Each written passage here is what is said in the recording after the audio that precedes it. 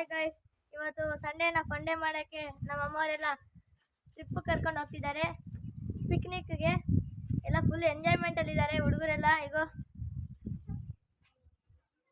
ಇಲ್ಲೊಬ್ರೆಲ್ಲ ಹೋಗೋಕ್ಕೆಲ್ಲ ಎಂಜಾಯ್ಮೆಂಟಲ್ಲಿದ್ದೀವಿ. ಬೇಗ ಹೋಗ್ಬೇಕೆ. ಎಲ್ಲ ಇನ್ನೂ ರೆಡಿ ಆಗ್ತಿದ್ದಾರೆ, ಎಷ್ಟೊತ್ತಾಗುತ್ತೋ.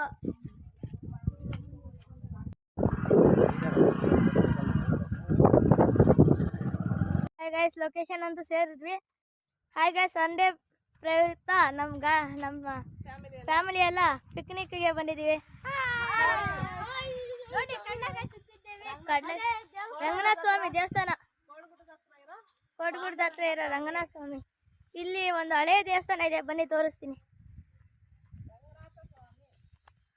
ಹಾಗೆ ಇದು ಆಗಿನ ಕಾಲ ಪುರಾತನದ ದೇವಸ್ಥಾನ. ಇದು